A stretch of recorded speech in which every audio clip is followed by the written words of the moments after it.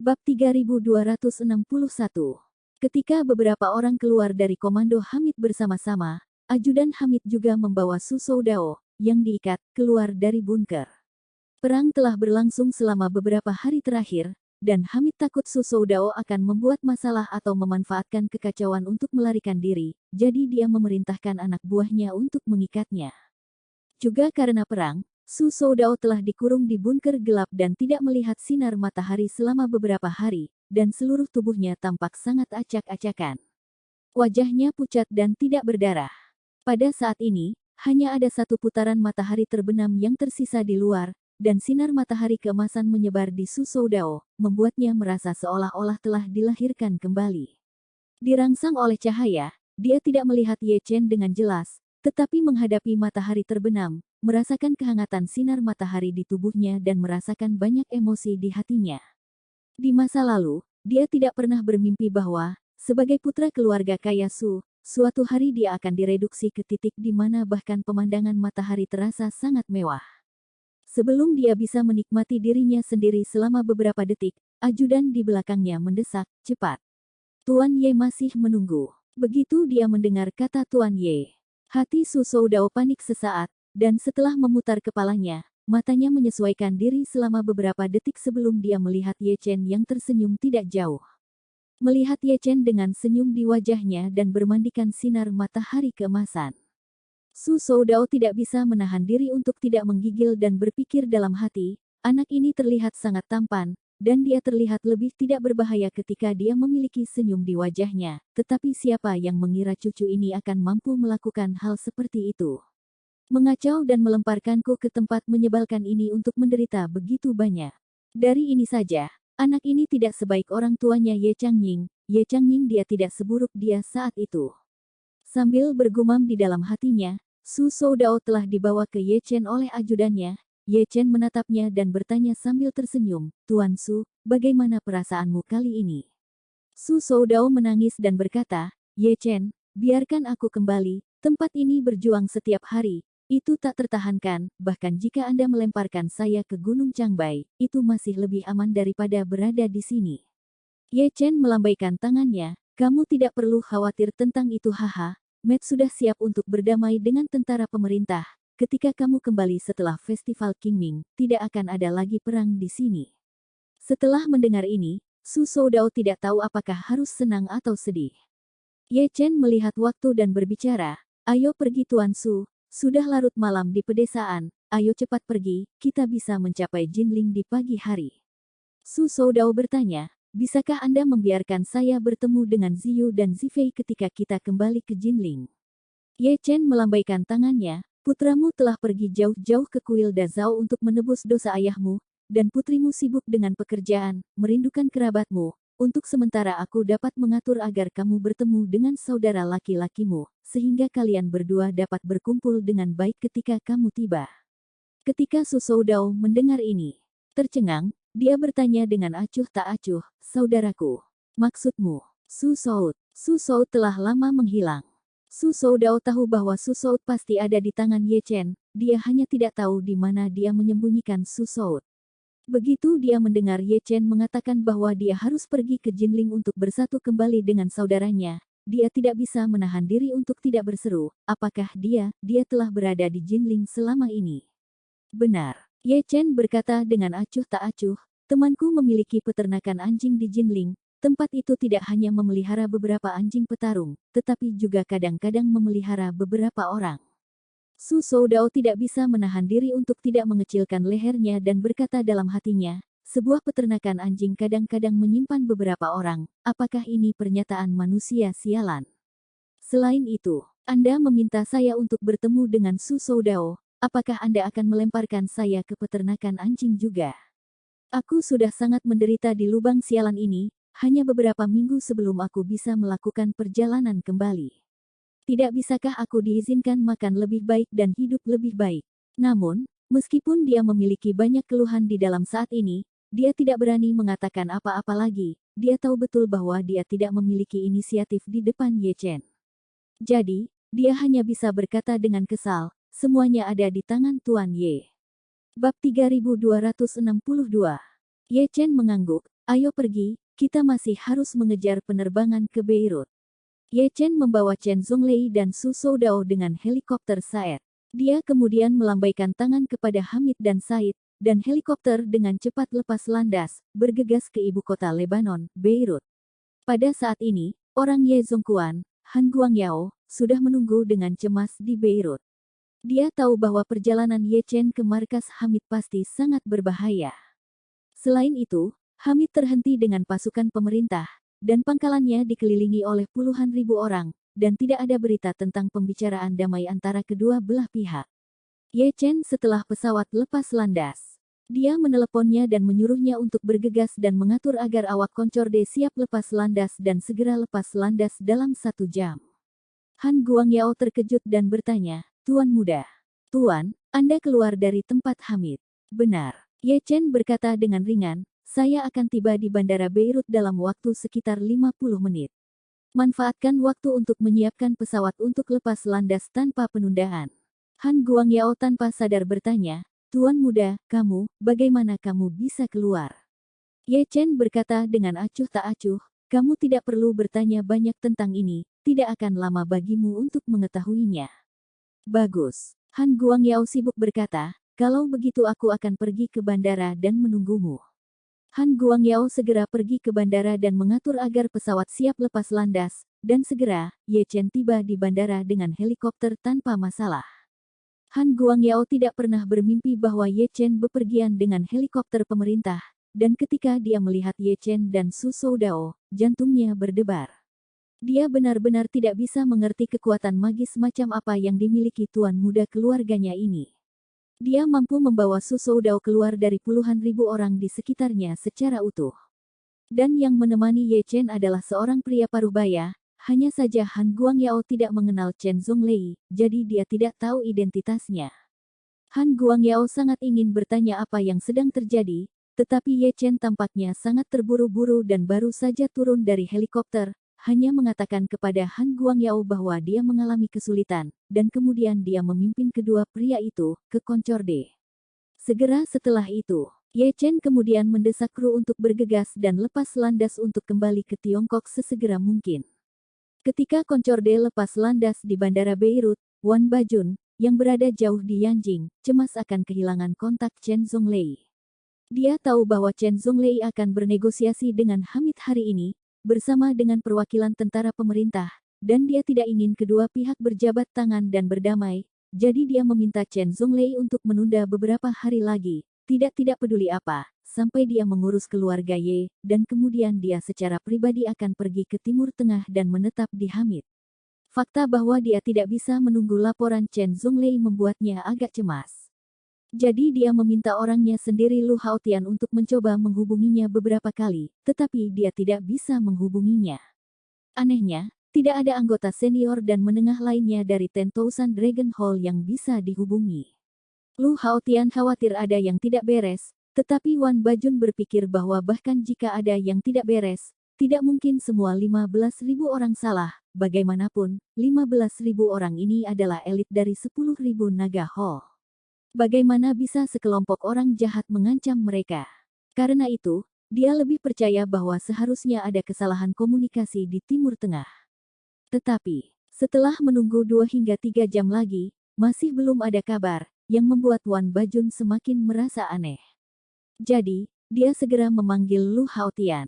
Dengan suara dingin, dia berkata, "Haotian, kamu segera bergegas beberapa orang dari Yerusalem untuk melihat apa yang terjadi." Dengan itu, dia menambahkan dengan suara tegas, "Tidak peduli apa yang terjadi, Chen Zhonglei harus bertanggung jawab karena kehilangan kontak untuk waktu yang lama."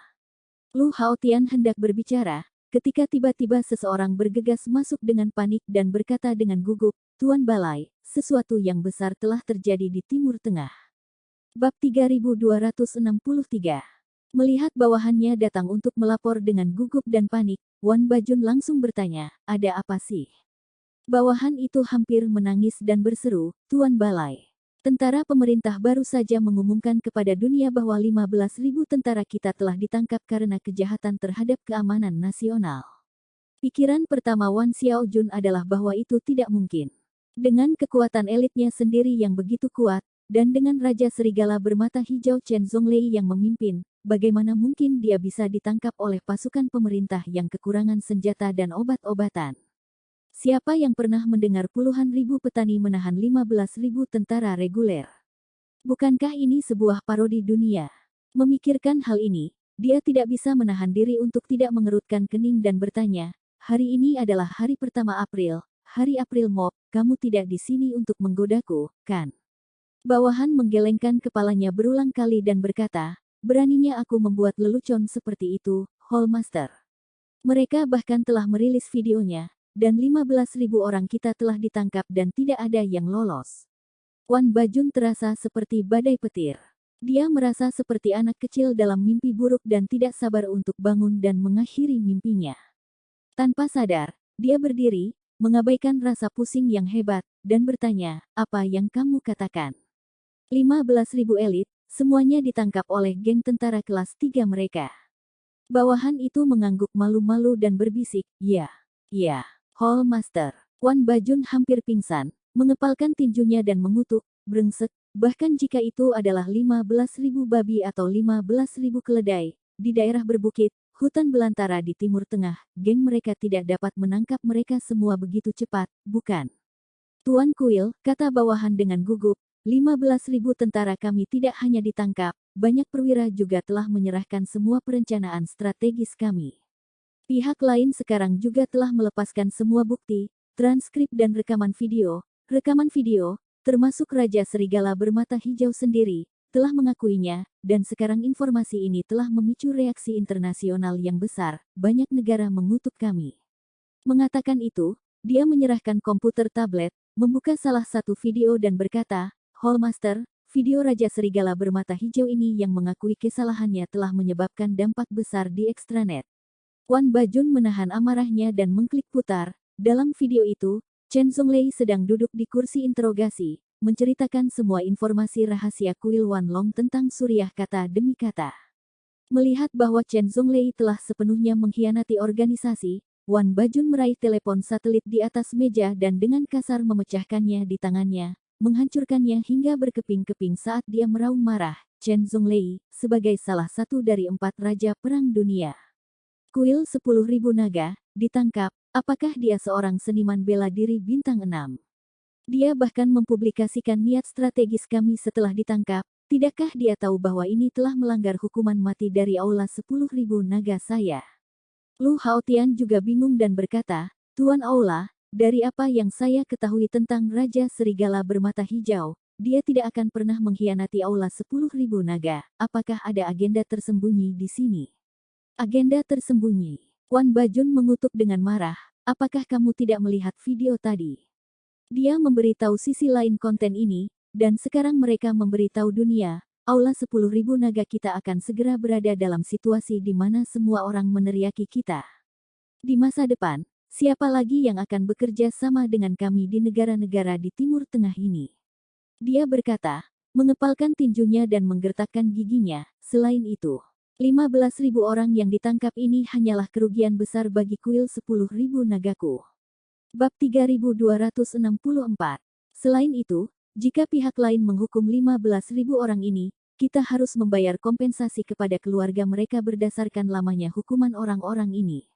Anda harus tahu bahwa negara manapun di dunia telah menjadikan kejahatan terhadap keamanan nasional sebagai kejahatan terburuk dan paling signifikan, tidak satupun dari mereka, dengan hukuman mati tertinggi dan hukuman terendah 10 tahun atau lebih. Jika itu masalahnya, maka saya khawatir kita harus menghasilkan miliaran atau bahkan puluhan miliar dolar hanya untuk kompensasi. Lu Haotian tidak bisa membantu tetapi sedikit terkejut. Dia juga tahu bahwa meskipun organisasi tentara bayaran seperti aula 10.000 naga tampak sangat kuat, sebagian besar sifat kuat mereka sebenarnya berasal dari kekuatan uang. Sekarang hal sebesar itu telah terjadi. Jika aula 10.000 naga tidak mengeluarkan uang untuk menyelesaikan masalah ini, maka saya takut bahwa 30.000 hingga 40.000 tentara bayaran yang tersisa akan menghindari aula 10.000 naga. Lagi pula, tentara bayaran ini tidak memiliki kesetiaan kepada korps tentara bayaran. Berbeda dengan tentara setiap negara, yang didorong oleh patriotisme dan tidak memiliki keluhan bahkan jika mereka mati untuk negara mereka di medan perang. Tentara bayaran benar-benar sekelompok penerima upah, dan prinsip dasar mereka adalah bekerja hanya jika mereka dibayar dan berhenti ketika tidak. Jika bos bangkrut dan tidak punya uang untuk membayar mereka, sebagian besar karyawan hanya akan mencari pekerjaan baru dan menginstruksikan pengacara mereka untuk mengajukan gugatan. Oleh karena itu, 15.000 orang yang ditangkap ini akan menjadi ujian besar bagi kuil Wanlong. Jadi, Lu Haotian tidak bisa tidak bertanya, Tuan Aula, apakah Anda punya solusi sekarang? Wan Bajun berkata dengan ekspresi yang sangat marah, solusi apa lagi yang bisa ada saat ini? Solusi satu-satunya adalah bergegas dan bernegosiasi dengan pasukan pemerintah dan mencoba segalanya untuk memenuhi kebutuhan mereka sehingga mereka rela membebaskan rakyat. Lu Haotian bertanya lagi, bagaimana jika mereka tidak setuju? Haruskah kita berjuang masuk dan mengeluarkan orang-orang itu? Kamu gila. Wan Bajun memelototinya dan bertanya, apakah Anda ingin balai 10.000 naga secara terbuka menyatakan perang dengan suatu negara? Dalam hal ini, kami akan membuat marah semua negara berdaulat di dunia, dan semua orang akan berpaling dari kami, jadi di mana kita akan mendapatkan pijakan? Apakah kita akan menjadi bajak laut di Somalia? Jangan lupa, Somalia juga negara berdaulat. Jika kita pergi untuk menyerang negara berdaulat, bahkan jika tentara mereka sendiri tidak dapat mengalahkan kita, PBB akan mengirim pasukan untuk memusnahkan kita. Lu Haotian membeku sejenak dan tidak bisa menahan diri untuk tidak berkata, jika itu masalahnya, maka satu-satunya cara yang tersisa adalah bernegosiasi. Wan Bajun menghela nafas panjang dan berbicara, hari ini sudah hari pertama bulan April, hanya tinggal 5 hari lagi sampai festival leluhur keluarga Ye.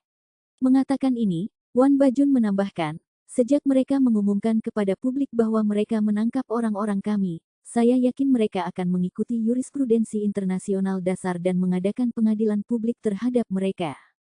Begitu pengadilan umum diadakan, akan memakan waktu setidaknya beberapa bulan untuk mengikuti proses normal mengumpulkan bukti, memperbaiki bukti, menuntut dan mengadili. Kalau begitu, tunggu saja aku selesai dengan keluarga Ye dulu, lalu aku akan secara pribadi pergi ke Timur Tengah untuk bernegosiasi dengan mereka. Solusi terbaik untuk masalah ini adalah memberi kompensasi kepada pihak lain sejumlah uang dan membiarkannya, mereka melepaskan semuanya. Lu Haotian mengangguk, dan kemudian bertanya, Tuan Aula, lalu ketika saatnya tiba, apa yang Anda rencanakan untuk dilakukan dengan pihak Raja Serigala bermata hijau? Dia, Wan Bajun mengatupkan giginya dan berkata dengan suara dingin, aku akan membawanya kembali ke Aula 10.000 naga dan secara pribadi menginterogasinya di depan semua Raja Perang dan Jenderal Perang, menanyakan mengapa dia menyerah dan mengapa dia mengkhianati Aula 10.000 naga. Bab 3265. Sama seperti penangkapan 15.000 elit oleh tentara pemerintah dari Aula 10.000 naga dalam satu gerakan menyebabkan kegemparan besar dalam opini publik internasional, pesawat Concorde ramping seperti angsa putih milik keluarga Ye mendarat dengan mulus di Bandara Jinling. Ketika pesawat berhenti di ujung landasan, sebuah helikopter sudah lama menunggu di tempat parkir. Dua orang yang dibawa Ye Chen kembali dari Timur Tengah kali ini sama-sama sangat sensitif dalam identitas mereka. Su Soudao adalah putra dari keluarga Su. Sejak kepergiannya, seluruh keluarga Su, dan bahkan seluruh masyarakat, telah mencari keberadaannya. Begitu berita tentang penampilannya di negara saat ini bocor, itu pasti akan menimbulkan sensasi besar. Adapun Chen Zhonglei, mungkin tidak banyak orang di rumah yang mengenalnya, tetapi ada terlalu banyak orang di luar negeri yang mengenalnya. Dia sendiri adalah salah satu dari 4 raja pertempuran besar dari 10.000 naga Hall dan terkenal di luar negeri. Selain itu, 15.000 orang di bawah komandonya baru saja ditangkap oleh pasukan pemerintah Suriah lagi secara keseluruhan, yang membuatnya semakin terkenal dengan cara lain. Begitu diketahui bahwa dia telah muncul di Tiongkok, itu tidak hanya akan memicu kekhawatiran besar, tetapi juga akan memicu perburuan oleh kuil 10.000 naga. Itulah sebabnya Ye Chen meminta Richard Chen untuk mengatur helikopter terlebih dahulu, dan begitu pesawat mendarat, dia segera menggunakannya untuk membawa kedua pria ini ke peternakan anjing Hongwu, tanpa kontak dengan dunia luar selama ini, proses. Bahkan sebelum kedua pria ini turun dari pesawat, mereka sudah ditutupi dengan tudung hitam tebal untuk memastikan bahwa bahkan dengan sistem kamera pengintai apapun, tidak mungkin untuk menangkap wajah mereka. Ye Chen kemudian menyeret kedua pria itu turun dari koncorde dan langsung ke helikopter yang telah lama ditunggu-tunggu. Segera setelah itu, helikopter terbang menjauh dari bandara dan menuju peternakan anjing Hongwu. Peternakan anjing Hongwu telah direnovasi dan diperluas berkali-kali, dan sekarang interiornya menjadi lebih besar dan lebih fungsional, dan tingkat kerahasiaan juga meningkat. Helikopter berhenti di landasan tengah peternakan anjing. Seluruh apron kemudian perlahan-lahan tenggelam ke tanah seperti lift, diikuti oleh deretan pull-up di atas. Sederet perisai cahaya lipat besar ditarik dari atas, benar-benar menghalangi pintu masuk lift. Mendengar bahwa Ye Chen mengirim 2 tamu untuk tinggal di sini selama beberapa hari, Hongwu bangun pagi-pagi untuk bersiap-siap dan sekarang menunggu kedatangan Ye Chen di dasar landasan. Begitu dia melihat Ye Chen, Hongwu segera melangkah maju dan berkata, "Tuan Ye. Kamar tamu yang Anda inginkan sudah siap, dan salah satunya ada di sebelah Susout itu." Sangat baik. Ye Chen mengangguk dan melepas tas kain hitam di kepala Susou Dao. Dia berkata kepada Hongwu, "Ini Susou Dao, kakak laki-laki Susout. Mereka berdua seharusnya tidak bertemu untuk sementara waktu, jadi mari kita atur agar kedua saudara itu bersatu kembali terlebih dahulu." Bagus. Hongwu segera menyapa orang percaya dan membuka mulutnya untuk memesan, bawa dia ke 105. "Ya, Tuan 5. Antek tercinta dengan hormat menanggapi, lalu melangkah maju dan menyeret Susou Dao bersamanya. Dengan suara tegas, dia memerintahkan, "Ikuti aku, jangan berlama-lama." Hongwu kemudian melihat ke sisi Ye Chen, Chen Zonglei lainnya dengan tas kain hitam di atas kepalanya, dan dengan hormat bertanya kepada Ye Chen, "Tuan Ye, apa pengaturan untuk yang ini?" Ye Chen berkata dengan acuh tak acuh, "Yang ini lebih patuh, jadi biarkan dia belajar cara membersihkan setelah Jiro Kobayashi, dan biarkan dia bekerja dengan baik di sini selama 2 hari ke depan. Lusa aku akan membawanya dan Susou Dao ke Yanjing bersama-sama." "Oke." Hongwu mengangguk dan berkata kepada antek lain, "Pergilah, panggil Kobayashi Jiro." Bab 3266. Segera, Jiro Kobayashi, yang mengenakan celemek tahan air dan memegang sapu besar di tangannya, datang berlari dan ketika dia melihat bahwa itu adalah Ye Chen yang telah tiba, dia berkata dengan ekspresi bersemangat di wajahnya, "Tuan Ye. Ini sudah lama sejak kamu di sini." Ye Chen tersenyum tipis. Dia bertanya kepadanya, "Lin Jiro kecil, bagaimana kabarmu hari ini?" Kobayashi Jiro sibuk berkata, "Baiklah, sangat baik, sangat baik. Master 5 dan anak buahnya telah memperlakukan saya dengan sangat baik, hanya melayani bahwa Walter memang sedikit merepotkan, tetapi tidak masalah, itu bisa diatasi." Petik 2. Walter A. Sudut mulut Ye Chen naik sedikit. Walter ini adalah bajingan anjing yang sebelumnya meracuni ayah Wang Dongsui dan menyebabkan dia hampir mati karena gagal ginjal. Ketika dia melihat Jiro Kobayashi menyebutkannya, Ye Chen bertanya, "Bagaimana situasi Walter sekarang?" Kobayashi Jiro berkata sambil tersenyum, "Anjing itu.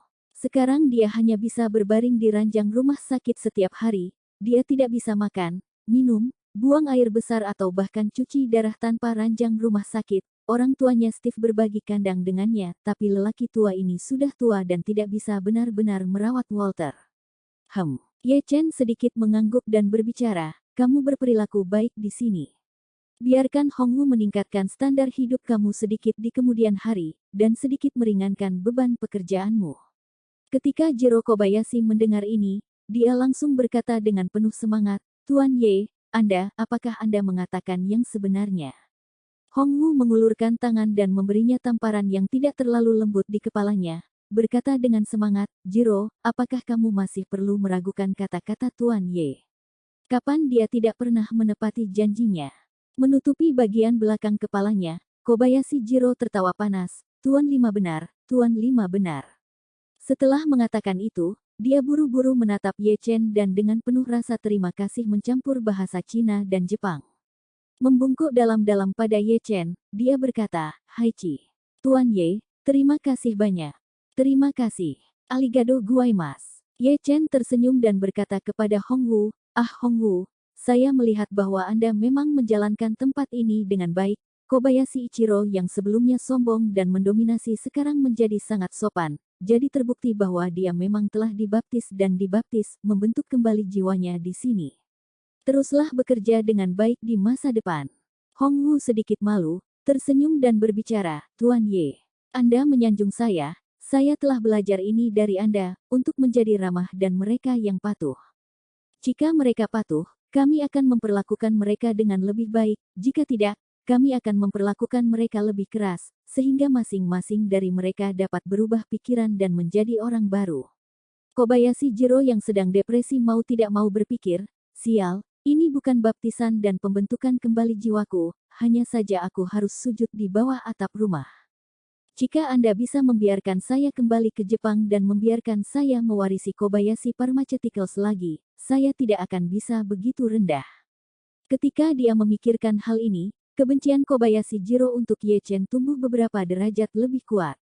Ye Chen menatapnya seolah-olah dia memiliki wawasan tentang aktivitas mentalnya, jadi dia berkata kepada Hongwu, benar-benar tidak mudah bagi Jiro untuk mencapai titik ini hari ini, kita harus memberi penghargaan kepada individu maju semacam ini yang secara aktif direformasi lebih sering.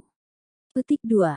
Mengatakan itu, Ye Chen berpikir sejenak dan kemudian berkata dengan nada serius, dengan cara ini Hongwu, mulai sekarang, mengatur 2 botol bir untuk Jiro setiap hari, dan kemudian mengatur sushi takeaway untuknya seminggu sekali. Jiro memiliki berada di Jinling untuk beberapa waktu sekarang, dia juga perlu mencari tahu perasaan di rumah.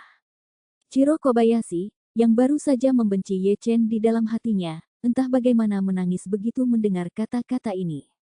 Dia menatap Ye Chen dengan wajah yang tidak bisa dipercaya dan tidak bisa menahan diri untuk tidak tersedak di dalam hatinya. Sialan, ada apa denganku, jelas membenci Ye Chen banyak brengsek.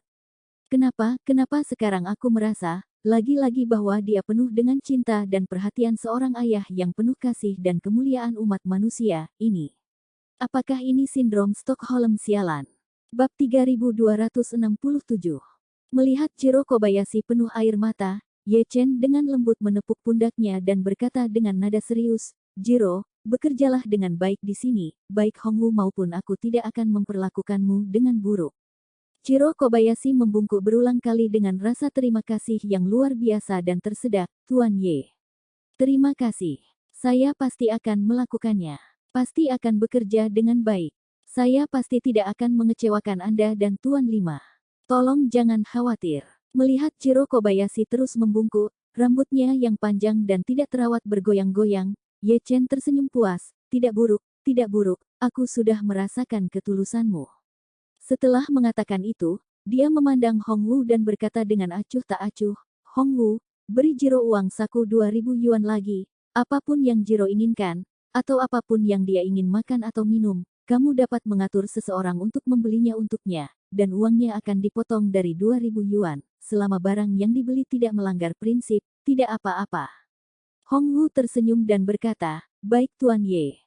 Setelah mengatakan itu, Hongwu memandang Kobayashi Jiro dan bertanya, Jiro, Tuan Ye memberi Anda bonus 2.000 dolar, lihat apa yang Anda inginkan dan saya akan mengatur seseorang untuk membelinya kembali untuk Anda. Gembira dan girang, Kobayashi Jiro berkata, terima kasih banyak Pak Ye, terima kasih juga, Tuan Lima.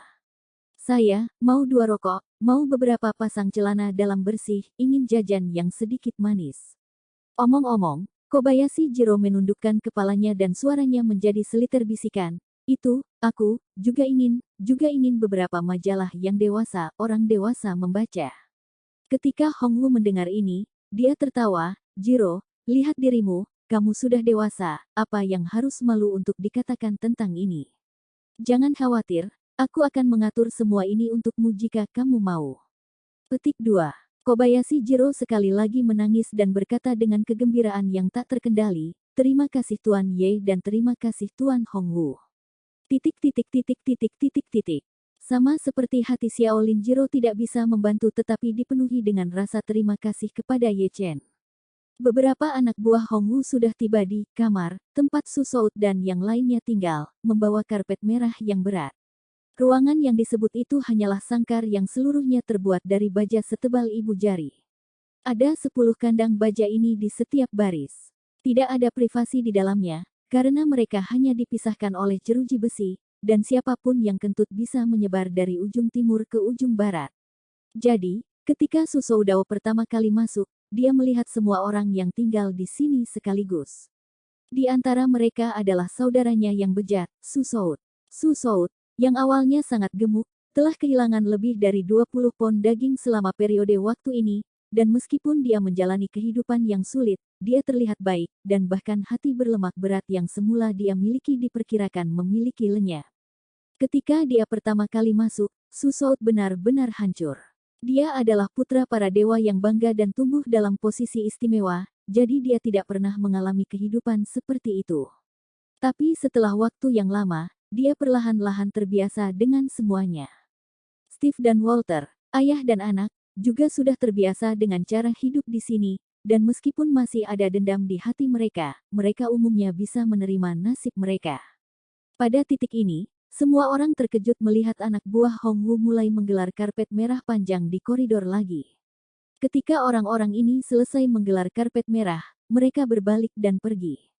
Melihat ini, Su Soud tidak bisa menahan diri untuk tidak berdiri dan berkata dengan senyum sarkastik melalui pagar baja, "Ayah, ini akan menjadi tetangga baru lagi." Setelah mengatakan itu, dia melihat ayah Walter Steve di kamar sebelah dan bertanya, "Hei, Steve tua, mungkinkah itu kerabat lain dari keluargamu?" Steve memberinya tatapan kosong dan berkata dengan tidak puas, "Mengapa harus kerabatku lagi? Bukankah itu salah satu milik Sumu?" Bab 3268. Su Soud berkata sambil menyeringai, "Bahaya.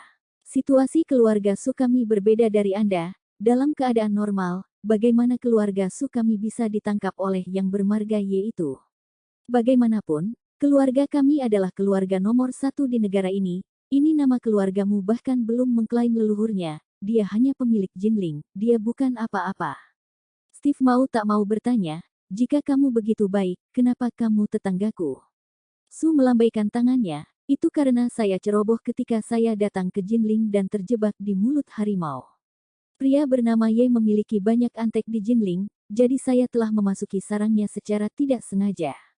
Kurasa dia tega membunuhku, jadi bagaimana mungkin dia mengirim seseorang untuk menyelamatkanku?"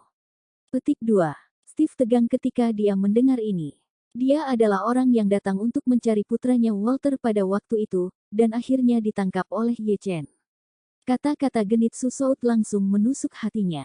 Memikirkan hal ini, dia hanya bisa bergumam pelan, "Tidak baik untuk mengatakan bahwa itu benar-benar salah satu keluarga Hogwarts kita." Walter yang lemah, berbaring di ranjang rumah sakit, tidak bisa menahan diri untuk tidak tersedak. "Ayah, jika itu benar-benar seseorang dari keluarga kita yang akan datang, lalu menurutmu siapa itu?" "Saya tidak tahu." Steve menggelengkan kepalanya, "Bisa siapa saja asalkan bukan ibumu, sebaiknya nenekmu." Walter berkata dengan heran, "Hah? Kenapa sebaiknya nenekku?" Steve berkata dengan dingin, "Dalam keluarga kami, nenekmu adalah satu-satunya anggota keluarga Rothschild langsung, dan keluarga Rothschild tidak akan tersinggung jika kamu menghilang bersamaku di Jinling. Tetapi jika nenekmu menghilang di Jinling, keluarga Rothschild pasti akan menjaganya, itu. Kalau begitu, kita akan selamat." Su Soud telah menjadi akrab dengan Steve dan Walter akhir-akhir ini, dan ketika dia mendengar ini, dia tidak bisa menahan diri untuk tidak berkata dengan ekspresi antisipasi, "Si tua, jika itu benar-benar ibumu yang akan datang, ketika keluarga Rothschild datang untuk menyelamatkanmu, jangan lupa untuk menyelamatkanku juga." Su Soud melihat situasi saat ini dengan lebih jelas. Hal pertama yang dia tahu adalah bahwa keluarga Su tidak mungkin bersusah payah menemukan dirinya sendiri, lagi pula, lelaki tua itu selalu egois, dan dia memiliki kakak laki-laki, Su Soudao, di depannya, dan mereka berdua pasti tidak akan membuang energi mereka untuk dirinya sendiri. Jadi jika seseorang ingin diselamatkan dalam situasi ini, satu-satunya cara adalah mengikuti Steve dalam terang. Meskipun Steve Hogwarts bukan taipan papan atas dan sumber keuangannya yang sebenarnya berada 100.000 mil di belakang keluarga Su, tetapi siapa yang membiarkannya berhubungan dengan keluarga Rothschild? Jika keluarga Rothschild bersedia merawatnya, dengan kekuatan keluarga Rothschild, menemukan peternakan anjing seperti itu menurut pendapatnya bukanlah masalah. Ketika keluarga Rothschild melihat kerabat jauh mereka dikurung di sebuah kandang, mereka pasti akan merasa terhina dan akan cukup marah untuk menghapus kandang tersebut. Dengan begitu, dia bisa diselamatkan. Tetapi ketika dia bermimpi untuk diselamatkan, di ujung koridor, beberapa anak buah Hong Wu datang berlari dengan petasan yang ditarik dengan tangan. Segera setelah itu, seorang pria perlahan mendekat, memegang segenggam bunga plastik di bawah pengepungan ketat dua pria berpakaian hitam. Su Shou tidak bisa menahan diri untuk tidak bergumam dengan suara rendah, memegang bunga pria ini, sepertinya dia terlihat agak akrab. Setelah mengatakan itu, dia buru-buru menggosok matanya, menunggu pihak lain mendekat sebelum memperbaiki matanya, hampir tidak menatap keluar dari matanya, kakak. Bab 3269. Su Shou, yang baru saja menganalisis situasi dengan Hogwarts dan putra mereka dan menyimpulkan bahwa pengunjung itu bukan anggota keluarga Su, sekarang memiliki ekspresi tidak percaya di wajahnya. Dia tidak pernah bermimpi bahwa tetangga baru yang dibawa oleh anak buah Hong Wu adalah kakak laki-lakinya, Su Soudao. Steve Hogewitz sedikit kecewa. Dia telah menantikan ibunya yang sudah lanjut usia datang ke pelaminan. Sebagai seorang putra, sepertinya agak tidak masuk akal untuk mengharapkan itu di dalam hatinya. Tetapi Steve juga tahu di dalam hatinya bahwa tidak seorang pun kecuali ibunya yang bisa mengeluarkan dirinya dan Walter dari sana sekarang. Lagi pula, dia bukan Rothschild dan ibunya tidak memiliki hubungan dengan keluarga Rothschild, jadi mereka tidak akan peduli padanya atau putranya. Satu-satunya kemungkinan untuk membuat keluarga Rothschild turun tangan adalah agar ibu tua ditangkap oleh Ye Chen juga. Tapi sekarang, sepertinya harapan ini benar-benar pupus. Jadi, dia tidak bisa menahan diri untuk tidak berbicara dengan sinis tentang Su Shou. Dengan berapi-api, Su tua, dalam kata-kata orang-orang Cinamu, kamu benar-benar mulut gagak. Su Shou tertawa dua kali dan mengabaikannya. Dia masih sok melihat kakak laki-lakinya, Su Soudao, dan dia tidak punya waktu untuk berbicara dengannya. Tentu saja, terlepas dari keterkejutannya, Su Shou tidak bisa menahan perasaan campur aduk di hatinya saat ini. Ketika dia awalnya dikurung di sini, yang paling dia pikirkan setiap hari adalah dia datang dengan mengorbankan Su Soudao, yang membuat hatinya sangat tidak seimbang, tetapi sekarang Su Soudao telah menjadi tahanan, sama seperti dirinya sendiri, jadi dia adalah saudara laki-laki yang sulit. Kekhawatirannya adalah bahwa bahkan kakak laki-laki Su Soudao saya ditangkap di sini, itu membuktikan bahwa keluarga Su tidak memiliki perlawanan sama sekali di depan orang ini Ye Chen, dan akan lebih putus asa baginya untuk pergi dari sini. Steve melihat Su Soudao, dan seluruh orangnya agak hancur. Dia tidak mengenal Su Soudao, tetapi karena orang yang datang bukan dari keluarganya sendiri, itu membuktikan bahwa keluarganya tidak mencarinya sekarang, atau belum menemukan petunjuk yang tepat. Dalam hal ini, akan lebih sulit untuk mengetahui kapan dan berapa lama waktu yang dibutuhkan untuk keluar dari sini. Pada saat ini, Hong Wu berjalan dengan langkah besar dan berkata kepada Su Shou dengan senyum di wajahnya, Su Shou, kamu telah berada di sini untuk beberapa waktu dan belum berhubungan dengan keluargamu. Sekarang kakakmu telah datang untuk menemanimu. Apakah kamu bahagia? Ketika Su Shou melihat Hong Wu, meskipun hatinya membencinya sampai ke tulang, dia masih mematuhi kata-kata Hong Wu dengan sangat hormat di permukaan dan berkata, bahagia, senang. Rumput. Hong Wu mengerutkan kening dan menunjuk Su Shou, berkata dengan jijik, kamu benar-benar tidak baik sebagai adik laki-laki, melihat bahwa saudaramu sekarang juga seorang tahanan, dan kamu masih bahagia. Ekspresi Su Shou langsung menjadi malu, berpikir dalam hatinya, jika saya mengatakan saya tidak bahagia, Anda pasti akan memarahi saya karena mengambil niat baik Anda untuk hati dan paru-paru keledai, gaya tindakan bajingan tua, saya sudah sialan menemukan itu. Memikirkan lapisan ini, Su Shou hanya menundukkan kepalanya dan memainkan angsa, tidak menjawab kata-kata Hong Wu. Bab 3270. Bagaimana mungkin Hong Wu melepaskannya dengan mudah? Dia segera berjalan ke depan, mengetupkan tongkat karet ke jeruji besi dan dengan dingin bertanya, apa? Kamu, Su Shou, telah mengeraskan sayapmu sekarang, ya. Beraninya kamu mengabaikanku ketika aku berbicara denganmu. Tidak, tidak. Su Shou menggigil ketakutan dan buru-buru berkata, kamu benar untuk menyalahkanku sekarang, Tuan Kelima, aku merenungkan diriku sendiri, hatiku pasti tidak senang melihat saudaraku muncul di sini. Tidak bahagia. Hong Wu mengangkat alisnya dan bertanya dengan sangat kesal, Tuan Kelima Anda, saya cukup baik untuk membawa saudara Anda ke sini untuk bertemu dengan Anda, untuk menyatukan kembali kalian berdua, dan Anda mengatakan bahwa Anda tidak bahagia, Anda menerima kebaikan saya, untuk hati dan paru-paru keledai, ah. Su Soud langsung terlihat jelek seperti ayah yang sudah meninggal dan mengutuk dengan marah di dalam hatinya. Sial. Aku tahu kamu harus mengatakan itu. Aku menebak apa yang kamu duga, dan tidak sepatah kata pun yang salah. Kamu memperlakukanku seperti tikus di selokan, Anda menghalangi saya di kedua ujungnya. Jika saya mendapat kesempatan untuk keluar dari sini, saya tidak akan menjadi Su jika saya tidak membunuhmu. Ketika Hong Wu melihat wajah Su Soud yang tertekan, dia tertawa menghina dan tidak mengatakan apa-apa lagi kepadanya, tetapi berkata dengan keras, "Selamat kepada keluarga Su Soudao dan Su Soud, karena bersatu kembali setelah sekian lama." Membuat suasana menjadi lebih baik. Begitu kata-kata itu keluar dari mulutnya, sekelompok pelayan segera menarik petasan, menyemprotkan semua jenis payet dan pita warna-warni, membuat Su Soudao dan Su Soud terlihat sangat berantakan. Melihat Su Soudao yang memiliki ekspresi tertekan, Hong Wu mengulurkan tangan dan menariknya ke kandang logam, membuka pintu dan mendorongnya ke dalam, berkata sambil tersenyum, "Su Soudao, saudaramu telah hilang begitu lama, kalian berdua seharusnya cukup banyak untuk dibicarakan, jadi aku tidak akan mengganggu kalian berdua untuk mengejar ketinggalan." Setelah mengatakan itu, dia melambai pada anak buahnya dan berkata, "Baiklah, mari kita bubar, Fei kecil, kirim dua-dua botol kepala 2 pot ini nanti, saya pikir mereka harus banyak bicara hari ini." Adik laki-laki bernama Little Fei berkata dengan tergesa-gesa, "Ya, Tuan Lima, saya akan pergi dan mengambilnya sekarang." Hong Wu dan anak buahnya pergi, sementara dua bersaudara, Su Soudao dan Su Soud, saling memandang dengan tidak percaya. Merasa sial, Su Soudao mengulurkan tangan dan melemparkan seikat bunga palsu ke tanah, dan membersihkan pita dan manik-manik dari tubuhnya. Sementara Su Soudao melangkah maju untuk membantu, dia bertanya kepadanya, "Kakak, ada apa denganmu? Bukankah kamu pergi ke Australia untuk menghindari badai?" Su Soudao berkata dengan suara tidak senang, "Apa yang terjadi?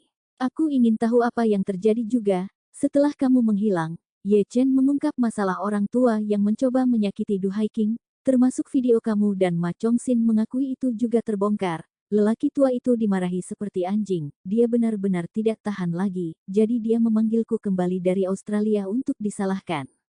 Jika Anda senang membaca cerita ini atau ingin pembaruan cepat atau mensponsori pembaruan berikutnya, dukung kami." Su Soudao bertanya dengan heran, "Kamu ditangkap di sini oleh Ye Chen karena kamu menyalahkan orang tua itu?" Su Soudao menghela nafas dengan ekspresi tertekan dan berkata, "Sialan. Aku sudah tidak beruntung untuk sementara waktu. Aku awalnya diatur oleh Tuan Tua untuk bertemu dengan Ito Yuhiko dari keluarga Ito. Tetapi siapa yang mengira bahwa Ito Yuhiko tidak bertemu dengannya, tetapi akhirnya ditangkap oleh Ye Chen, dan segera setelah itu saya dibuang ke Suriah oleh Ye Chen." Petik 2. Apa? Suriah? Su Soudao bertanya, tercengang, "Pergi ke sana untuk apa?" Su Soudao, kesal di dalam hatinya, meludah dan mengutuk, "Bah. Benar-benar sial untuk mengatakan itu. Ye Chen punya teman yang adalah seorang panglima perang di Suriah, dan dia melemparkanku ke markasnya dan memenjarakanku." Saat dia mengatakan itu, Su Soudao seperti membuang sampah, dia menceritakan semua pengalamannya di Suriah selama periode ini. Kata-kata ini, di dalam hatinya benar-benar tak tertahankan, bahkan tidak ada orang untuk diajak bicara, dan Su Soud dan hubungannya tidak terlalu baik, tetapi bagaimanapun juga dua bersaudara, jadi saat ini, dia tidak bisa lagi menahan diri, otak untuk menceritakan semua hal. Bab 3271. Su Soud benar-benar tidak menyangka bahwa kakak laki-lakinya ini akan mengalami masa sulit akhir-akhir ini. Sebaliknya, kurungannya sendiri di sini, sebaliknya, dianggap sebagai waktu yang baik. Meskipun kebebasan pribadinya dibatasi dan kondisi hidupnya lebih sulit, setidaknya dia tidak harus hidup di bawah api sepanjang hari. Dan itu adalah bagian Suriah yang jauh dan dilanda perang. Kedua bersaudara itu diliputi emosi, dan pada saat ini, mereka berdua, yang telah bertarung sejak kecil, tiba-tiba merasakan simpati satu sama lain. Pada saat ini, orang-orang Hong Wu telah membawa 2 botol Ergotou 56 derajat, dan kedua bersaudara itu, yang menghela nafas lega, hanya mengambil botol anggur putih dan minum dari satu sama lain. Keduanya sudah lama tidak mencicipi anggur, ditambah lagi mereka bosan dan mendesah dalam hati. Jadi mereka segera mabuk dan tertidur bersandar di dinding. Di sisi lain, Ye Chen selesai menjelaskan kepada Hong Wu dan menyuruhnya untuk terus mencermati orang-orang ini. Segera setelah itu, dia meninggalkan peternakan anjing dan kembali ke rumahnya di Townsend. Kekalahan besar kuil 10.000 naga di Suriah memicu efek berantai yang menghancurkan saat ini. Setelah hanya 1 hari, cerita itu menyebar lebih luas secara internasional, dan bahkan media China, dengan langkah yang jarang, melaporkan berita tersebut. Berita itu menyatakan bahwa organisasi tentara bayaran ilegal, Kuil 10.000 Naga, bermaksud untuk menyerang negara berdaulat dan kemudian ditangkap oleh negara itu, kemenangan terbesar dalam perang kedaulatan negara itu dalam beberapa tahun terakhir dan dorongan besar bagi moral negaranya, rakyat. Definisi Kuil Naga sebagai organisasi tentara bayaran ilegal di luar Tiongkok tidak eksklusif untuk media Tiongkok. Hampir setiap negara di dunia yang memberitakan berita ini memiliki sikap yang sama. Sebab, jika menyangkut bangsa dan negara, negara berdaulat adalah akar dari ilmu hukum. Sebuah organisasi bersenjata seperti Kuil 10.000 Naga, di sisi lain, sangat bertentangan dengan jurisprudensi. Karena kita semua adalah negara berdaulat, secara alami kita akan bersuara menentang perilaku seperti itu. Ini seperti bangsa-bangsa di seluruh dunia sebelum bangsa-bangsa. Meskipun ada berbagai macam persaingan dan segala macam kolusi, namun semua orang memperlakukan bajak laut Somalia dengan sikap yang sama, yaitu dengan tegas memerangi dan tidak pernah memaafkan. Hal ini karena ini, situasi Kuil 10.000 Naga di arena internasional menjadi semakin pasif. Afrika, serta negara-negara lain di Timur Tengah yang telah menyewa Kuil Naga, semua segera mengakhiri kerja sama mereka dan menarik garis yang jelas dengan Kuil. Kemarin mereka adalah kawan seperjuangan, tetapi hari ini mereka telah memberikan ultimatum, menuntut agar para prajurit Aula 10.000 Naga meninggalkan negara itu pada akhir hari dan tidak pernah mengizinkan salah satu dari mereka untuk tinggal. Kali ini, Aula 10.000 Naga berada dalam krisis operasional yang besar. Jika Aula 10.000 Naga adalah pengecoran dengan puluhan ribu karyawan, sekarang, pengecoran telah kehilangan semua pesanannya. Itu benar-benar kehilangan sumber ekonominya.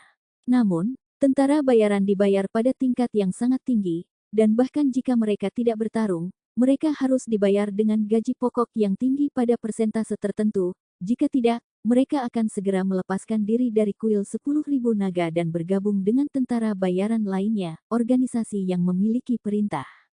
Jadi, sehari setelah kembalinya Ye Chen, para prajurit Aula 10.000 Naga secara kolektif mengajukan permintaan kepada manajemen senior. Jika Aula 10.000 Naga tidak dapat mengatur pekerjaan untuk mereka dalam waktu singkat, maka Aula 10.000 Naga akan membayar mereka setiap hari sebesar 70% dari gaji normal mereka, atau mereka akan segera melepaskan diri dari 10.000 Naga Hall.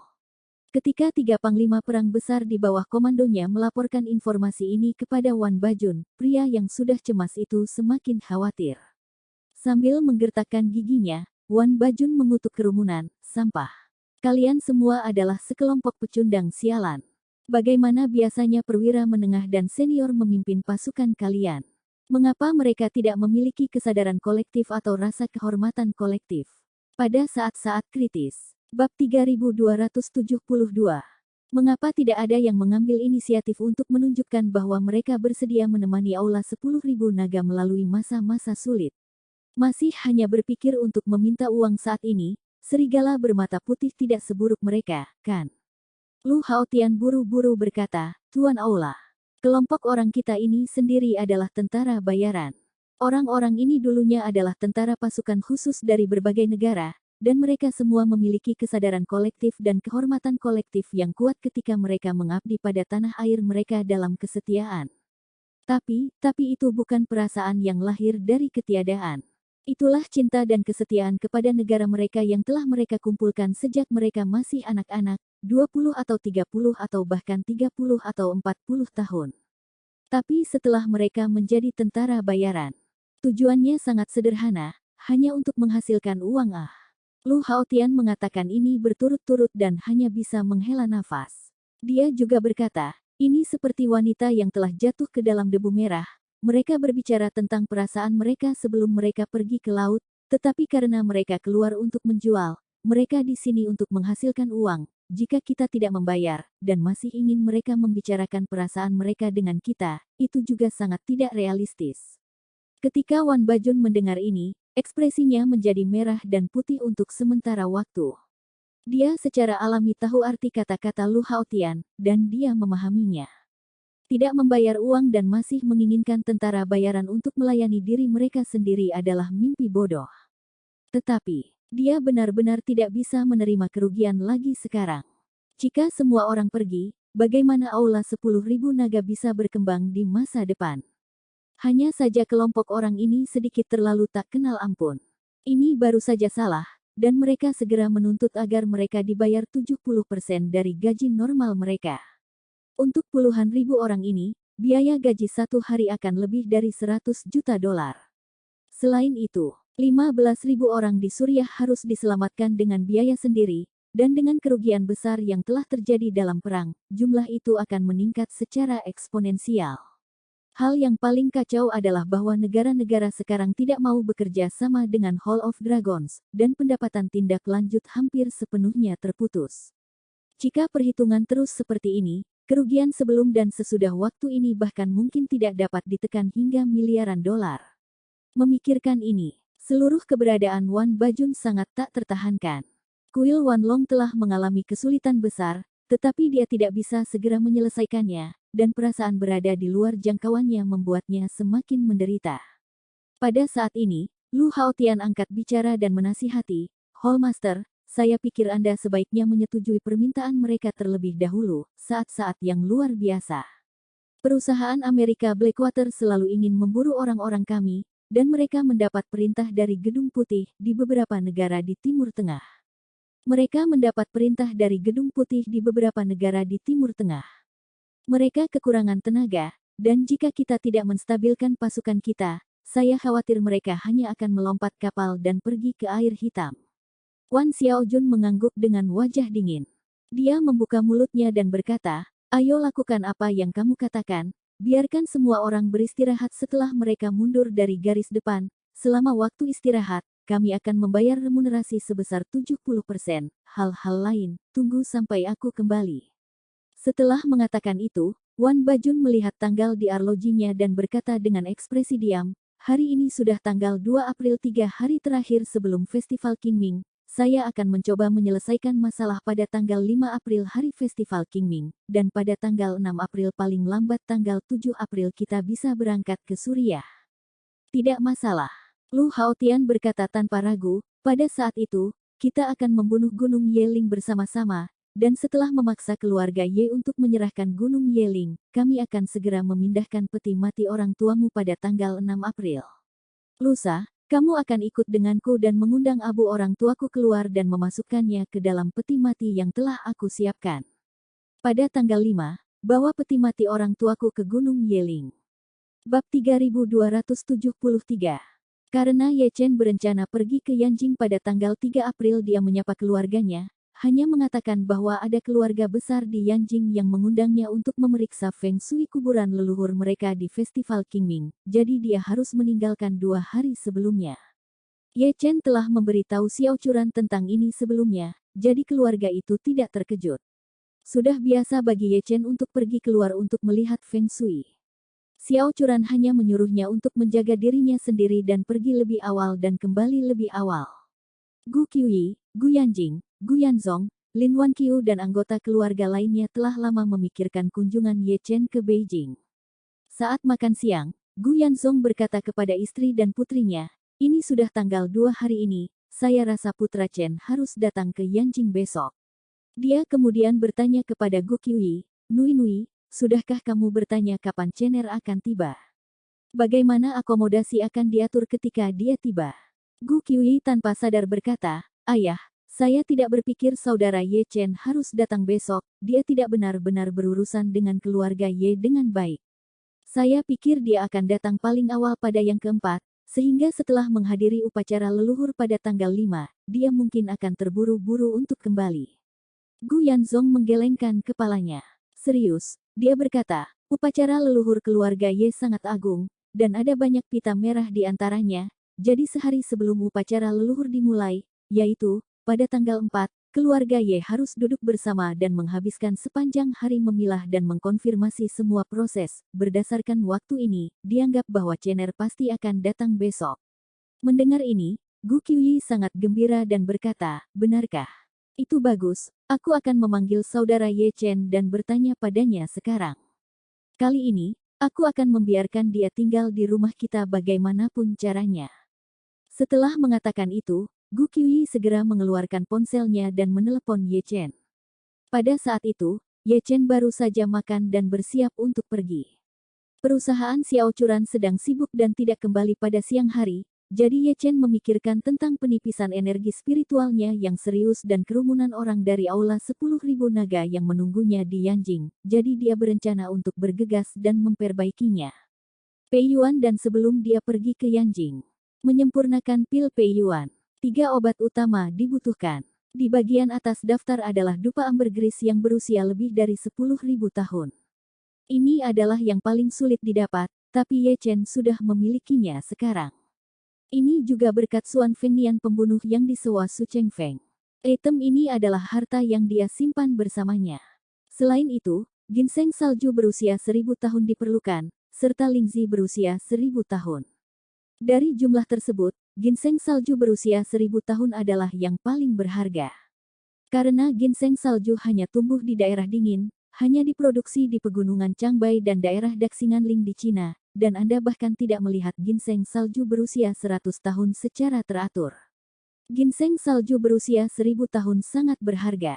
Namun, dahulu kala, Wei Liang dari keluarga Wei telah memberi Ye Chen ginseng salju 1000 tahun yang telah diturunkan dari keluarga ibunya, dan dia selalu menghargainya tanpa menggunakannya. Adapun lingzi 1000 tahun, tidak sulit untuk mendapatkan benda ini. Meskipun lingzi juga merupakan harta langka dalam pengobatan Tiongkok, itu adalah spesies yang sama sekali berbeda dari ginseng. Ini adalah jamur, kerabat jamur dan tersebar luas di alam. Apalagi, tidak ada orang yang peduli dengan reishi di pegunungan. Ada banyak orang yang pergi ke gunung untuk menggali ginseng, tetapi jarang melihat orang pergi ke gunung untuk menggali Ganoderma, terutama karena tidak sulit untuk mengolahnya secara artifisial dan tumbuh dengan cepat. Justru karena Ganoderma sangat mudah berkembang biak dan sangat produktif sehingga banyak produk herbal berbahan dasar Ganoderma yang beredar di pasaran. Baik herbal maupun yang disebut bubuk spora telah membusuk dan ada permintaan besar untuk mereka di pasar setiap tahun. Bab 3274. Jika formula yang sama digunakan untuk mengemas ginseng salju, saya khawatir bahkan jika semua ginseng salju di 3 provinsi timur digali, itu mungkin tidak cukup untuk memenuhi permintaan pasar selama setahun. Ye Chen hanya menyebutkannya kepada Qin Gang, yang kemudian secara langsung menemukan tanaman Ganoderma lucidum berusia beberapa ribu tahun. Masing-masing lebih besar dari wastafel. Untuk ramuan tambahan lainnya, Qin Gang juga bisa mendapatkan semuanya di sana, jadi Ye Chen memintanya untuk mengatur seseorang untuk mengirim semua ramuan yang dia butuhkan. Karena pil Pei Yuan membutuhkan banyak jenis dan jumlah herbal, ketika tiba saatnya untuk memperbaikinya, hanya dengan memadamkan esensi obatnya akan sebanding dengan merebus panci besar obat Tiongkok. Belum lagi fakta bahwa ada ramuan obat beraroma yang sangat kuat seperti ambergris, dengan di dalamnya, aku takut rasanya akan lebih kuat. Ye Chen takut bau herbalnya terlalu kuat. Tidak baik untuk menjelaskan kepada keluarganya, jadi dia membawa ambergris serta ginseng salju berusia 1000 tahun dan bersiap untuk pergi ke Villa Chem Elises Spa di pedesaan yang diberikan Chen Zekai kepadanya untuk memperbaiki pilnya. Tempat itu adalah villa terpisah di tengah bukit, ratusan atau ribuan meter dari tetangga sebelahnya, jadi lebih tenang dan lebih rahasia. Adapun ramuan lain yang dia butuhkan, dia sudah meminta Qin Gang untuk mengirim seseorang untuk mengantarkan mereka ke gerbang Tangchen Yixin, sehingga dia bisa berkendara nanti dan mengambil herbal langsung ke Chem Elises Spa Villa. Dan saat dia pergi, dia menerima telepon dari Gu Qiuyi, yang bertanya dengan gembira di ujung telepon yang lain, "Kakak Ye Chen, ayahku bilang kamu akan datang ke Yanqing besok." Ye Chen sedikit terkejut dan berkata, "Bagaimana Paman Gu tahu? Saya memang berencana untuk pergi besok, tetapi saya masih memiliki beberapa urusan yang belum selesai, jadi kapan tepatnya saya akan pergi besok? Saya belum mengaturnya, jadi saya tidak menyapa Anda dan Paman Gu dan Bibi Lin. saya berpikir untuk menunggu sampai diatur sebelum memberi tahu kalian. Gu Qiuyi tersenyum nakal dan berkata, tebakan ayahku tepat sekali. Dia berkata bahwa kamu pasti akan datang besok. Dia berkata, Kakak Ye Chen, jika kamu datang besok, kamu bisa tinggal di rumah kami. Ibu dan ayah merindukanmu. Tentu. Ye Chen tersenyum sedikit dan berkata, aku berjanji pada Paman Gu bahwa aku akan tinggal di rumahmu. Selain itu, aku tidak cocok dengan keluarga Ye. Lebih baik tinggal di rumahmu untuk menjernihkan suasana. Itu keren. Gu Qiuyi berkata tanpa ragu-ragu, Saudara Ye Chen, beritahu saya ketika Anda telah mengkonfirmasi rencana perjalanan Anda untuk besok, dan saya akan menjemput Anda di bandara. Ye Chen sibuk berkata, tidak perlu bersusah payah seperti itu. Aku bisa pergi ke sana sendiri besok, aku tahu jalan juga karena telah ke sana dan bisa merasakan jalan pulang. Itu tidak mungkin. Gu Qiuyi berkata tanpa ragu, ini adalah tamu terhormat keluarga kami. Bagaimana kami bisa membiarkan Anda datang sendiri? Sama seperti terakhir kali, saya akan menjemput Anda di bandara, itu kesepakatan. Jika Anda tidak memberitahu aku waktu keberangkatan, aku akan mengabaikanmu. Kamu sendirian. Baik. Ye Chen tertawa tak berdaya, karena kamu sudah mengatakannya, maka akan sulit bagimu untuk menjemputku di bandara besok. Gu Qiuyi berkata dengan penuh semangat, tidak ada kerja keras, tidak ada kerja keras. Jika Anda bersedia datang setiap hari, saya juga bersedia menjemput Anda di bandara setiap hari. Ye Chen tersenyum, oke, kalau begitu itu kesepakatan, saya akan memberitahu Anda terlebih dahulu ketika saya telah mengkonfirmasi waktu keberangkatan. Sampai jumpa di bandara besok. Gu Qiuyi berkata dengan gembira, bagus. Sampai jumpa di bandara besok. Bab 3275. Ye Chen menutup telepon Gu Qiuyi dan pergi dari Townsend Wan, di mana dia melihat Qin Aoxue, yang mengenakan pakaian olahraga, berdiri di depan truk pickup Ford yang tinggi saat ini. Gadis kecil ini memiliki sosok yang tinggi dan luar biasa, ditambah dia telah berlatih seni bela diri selama bertahun-tahun, dan seluruh dirinya memiliki aura heroik. Berdiri di depan truk pick-up berotot semacam ini, dia tampak sedikit lebih gagah. Ketika dia melihat Ye Chen mengemudi, dia buru-buru melambaikan tangannya ke arahnya dan berkata dengan gembira, Tuan Ye. Ye Chen menepikan mobil dan tersenyum, Aoxue, apakah ayahmu mengirimmu ke sini? Ya. Qin Aoxue tersenyum nakal dan menunjuk ke ember belakang truk pickup saat dia berbicara. Ayahku berkata bahwa kamu membutuhkan banyak ramuan obat, jadi dia menyuruhku mengemudi ke sini untukmu. Ye Chen mengangguk. Sambil tersenyum, dia berkata, itu sangat sulit bagimu, Aoxue. Ini bukan kerja keras. Qin Aoxue sibuk berkata, Tuan Ye, Anda membuka bagasi. Biarkan saya membantu Anda memasukkan ramuan. Ye Chen mendorong pintu dan keluar dari mobil sambil berkata dengan serius, bagaimana kamu bisa membiarkan seorang wanita melakukan hal semacam ini? Lebih baik aku membawanya sendiri.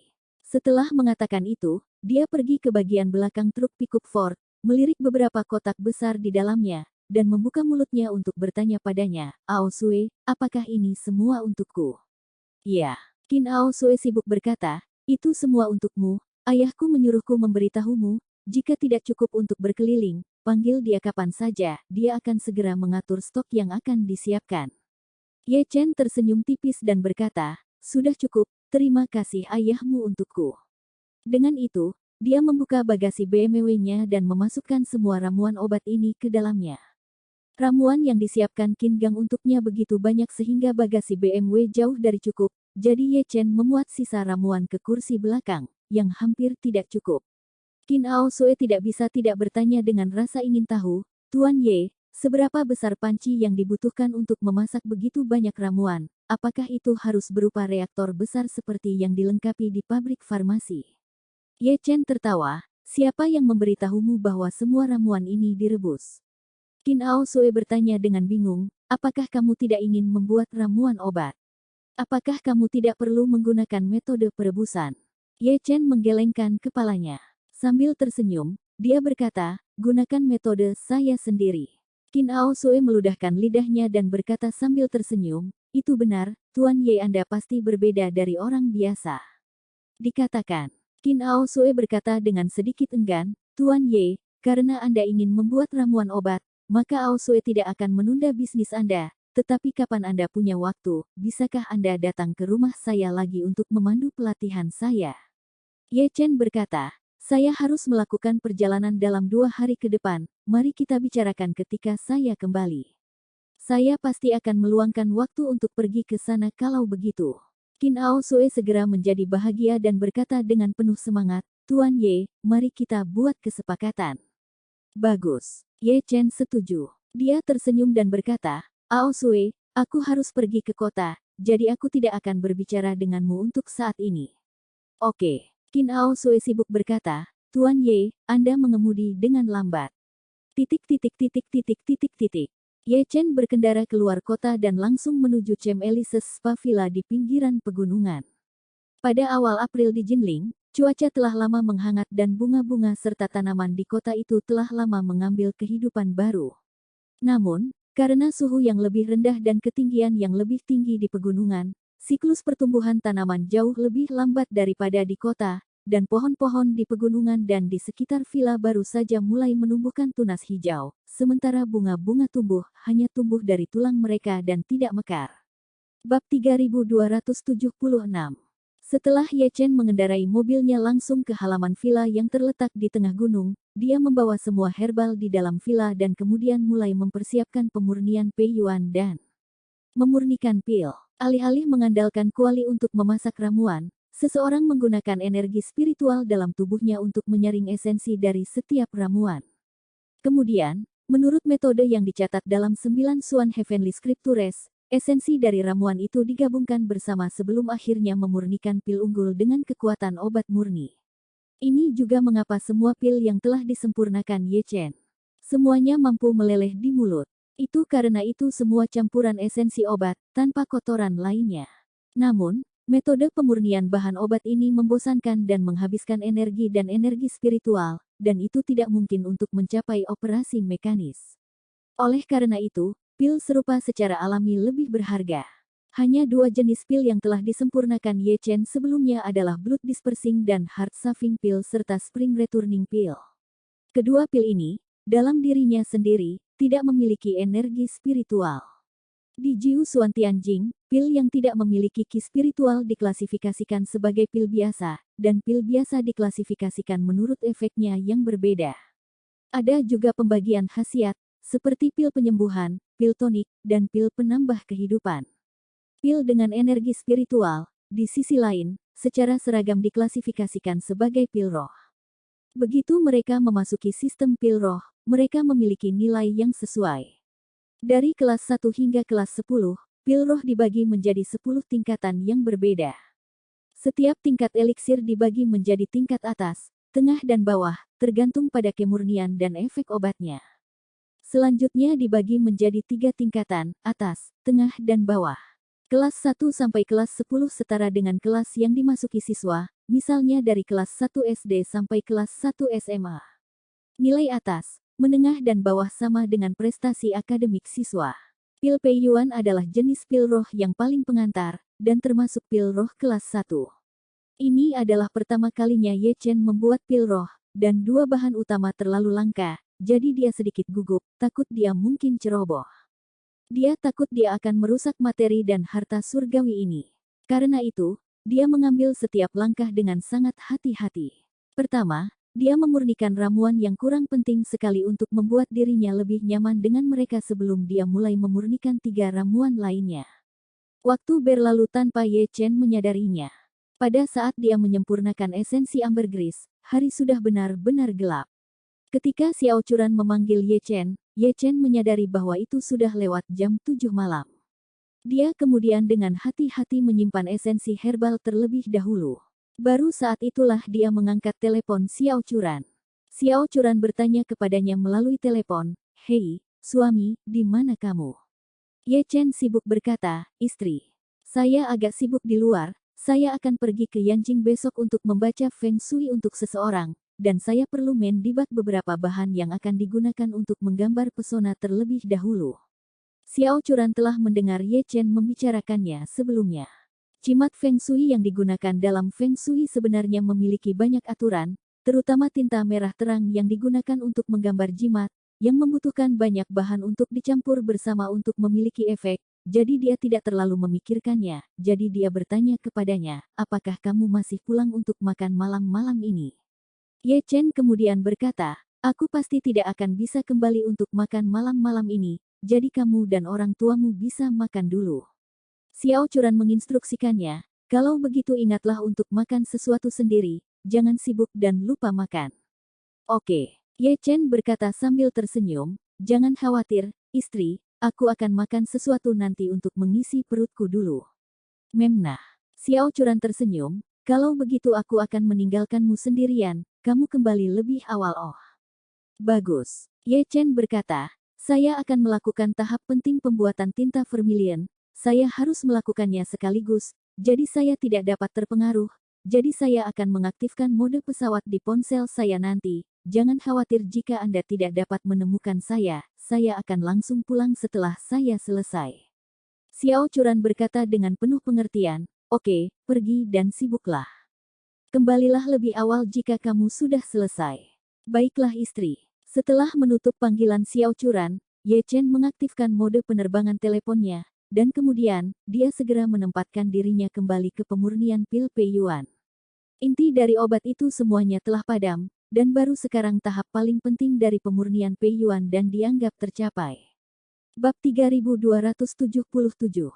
Berapa banyak pil Peiyuan yang bisa keluar dari kumpulan ramuan ini, dan kualitas apa yang bisa dicapai setiap pil Peiyuan, akan sangat bergantung pada seberapa baik atau buruk langkah ini diselesaikan. Ye Chen merasa bahwa pada saat ini, dia gugup dan bersemangat seperti pemahat zamrud yang baru saja dicetak yang seharusnya berlatih dengan bahan yang paling umum, tetapi harus langsung mengambil sepotong bahan hijau kekaisaran yang sangat berharga, uang. Pada saat ini, semua esensi herbal dengan hati-hati disatukan olehnya. Berbeda dengan situasi ketika dia memurnikan pil di masa lalu, ketika Ye Chen menyatukan semua esensi herbal kali ini, semua herbal segera mulai bereaksi kuat terhadap obatnya. Ye Chen merasa bahwa esens obat ini seperti panci besar berisi air mendidih, tidak hanya reaksinya yang sangat hidup dan keras, tetapi mereka bahkan jatuh dan membocorkan sejumlah besar energi spiritual. Segera setelah itu, seluruh ruangan dipenuhi dengan energi spiritual yang padat. Perubahan mendadak ini membuat Ye Chen sedikit lengah. Ini karena saat dia memadamkan setiap esensi herbal, dia tidak merasakan kehadiran ki spiritual langsung dari esensi herbal. Tetapi apa yang tidak pernah dia duga adalah ketika begitu banyak esensi herbal berkumpul, mereka segera memunculkan ki spiritual yang kuat. Dan kekayaan ki spiritual ini jauh melampaui batu spiritual yang diperoleh Ye Chen secara kebetulan sebelumnya. Sambil dengan rakus menyerap ki spiritual yang memenuhi ruangan, Ye Chen berusaha sekuat tenaga untuk mencampur esensi ramuan obat bersama-sama sesuai dengan persyaratan Peiyuan dan, sedikit demi sedikit membuat mereka bereaksi dan secara bertahap mengembun menjadi dan. Sama seperti pil secara bertahap mengembun menjadi beberapa garis, Ye Chen tiba-tiba merasa bahwa ki spiritual padat yang terkandung dalam pil ini tampaknya sudah mulai berputar sangat teratur. Saat kecepatan rotasi menjadi lebih cepat dan lebih cepat, ki spiritual di dalamnya juga menjadi semakin kohesif dan padat. Segera setelah itu, ki spiritual yang memenuhi ruangan beberapa saat yang lalu tiba-tiba tersedot kembali oleh pusaran yang terus berputar ini. Setelah pusaran menyedot semua energi spiritual kembali ke dalam ruangan, perubahan tiba-tiba terjadi. Pusaran air aura yang kuat mulai runtuh dengan cepat menuju pusat. Esensi herbal, yang awalnya berbobot setidaknya 20 hingga 30 kati, dengan cepat runtuh dari pusaran dengan diameter lebih dari 20 cm menjadi bola dengan diameter bola pingpong, hanya sekitar 4 cm. Menurut rumus volume lingkaran, jika diameternya dikurangi 5 kali, volumenya akan berkurang 5 kali 3 kali, yaitu 125 kali. Pada titik ini, Ye Chen merasa bahwa esensi obat yang runtuh tampaknya telah mencapai batasnya. Dan itu sudah berputar sangat cepat, dan saat kecepatan berputar meningkat, suhu di dalamnya juga menjadi lebih tinggi dan lebih tinggi. Sesaat kemudian, esensi obat yang berputar cepat tiba-tiba berhenti berputar dengan keras tanpa peringatan apapun. Segera setelah itu, massa esensi kemudian terlempar dalam sekejap oleh gaya sentrifugal yang sangat besar. Dengan suara keras seperti tendangan ganda yang menyala di tanah, esensi obat seukuran bola pingpong asli diubah menjadi lebih dari 20 pil bulat dan mengkilap, dengan diameter sekitar 1,5 cm. Pilnya sudah lengkap. Ye Chen dikejutkan oleh pemandangan di depannya. Seolah-olah ada tangan yang menggerakkan esensi obat dengan kecepatan tinggi barusan. Itu dibagi dengan sempurna menjadi lebih dari 20 pil bundar dengan ukuran yang persis sama. Dia buru-buru mengelompokkan pil-pil ini dan menghitungnya, hanya 25 di antaranya. Bab 3278. Masing-masing pil tidak hanya berukuran sama dan bulat sempurna, tetapi juga tidak memiliki perbedaan warna, seolah-olah telah diproduksi sesuai dengan standar industri yang sangat presisi. Selain itu, pil itu jelas dipenuhi dengan energi spiritual yang kuat, tetapi setelah pil itu selesai, tidak ada energi spiritual yang keluar dari pil itu sendiri, seolah-olah pil itu sama sekali tidak memiliki energi spiritual. Ye Chen bahkan merasa sedikit tidak nyata, dan bahkan bertanya-tanya dalam benaknya apakah dia telah melakukan kesalahan, sehingga ada yang tidak beres dengan pil yang telah disempurnakannya, dan pil itu tidak menjadi pil Peiyuan. Kalau tidak, dengan begitu banyak pil yang menumpuk di depannya, mengapa dia tidak merasakan energi spiritual sama sekali? Ketika dia bingung, pikirannya tiba-tiba memikirkan catatan tentang kualitas pil roh di 9 kitab suci surgawi yang misterius. Ketika pelet selesai, yang bentuk dan warnanya tidak merata, dan yang energi rohnya sangat padat, adalah pelet roh tingkat rendah. Mereka yang relatif seragam dalam bentuk dan warna tubuh, tetapi tidak sepenuhnya seragam, dan yang energi spiritualnya relatif padat, adalah pil spiritual tingkat menengah. Mereka yang memiliki bentuk dan warna tubuh yang rata sempurna, tetapi dengan energi roh yang jika ada, sama sekali tidak padat, adalah eliksir kelas atas. Namun, jika ia memiliki bentuk dan warna tubuh yang sangat seragam, tetapi tidak memiliki energi spiritual sama sekali, itu adalah ramuan berkualitas sangat tinggi. Ternyata dalam sistem pil roh, semakin padat energi roh yang keluar dari pil, semakin membuktikan bahwa kualitas pil tidak cukup baik. Ini karena esensi pemurnian eliksir roh bermuara hanya 2 kata, runtuh. Aura, dan alam semesta sangat mirip. Proses meruntuhkan esensi obat menjadi ramuan adalah seperti bintang besar yang akhirnya runtuh menjadi katai putih yang sangat kecil dan padat.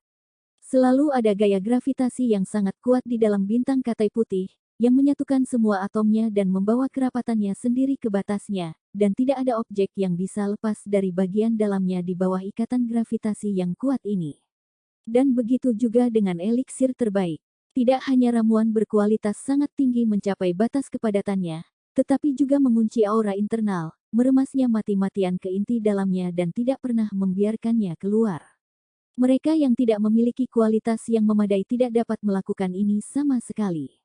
Energi roh di dalamnya tidak dapat ditekan dan terkonsentrasi dengan kuat, juga tidak dapat dikunci dengan kuat, sehingga energi roh akan terus menghilang seiring waktu, dan seiring waktu energi roh yang terkandung di dalamnya akan semakin berkurang, akhirnya kehilangan semua efektivitasnya.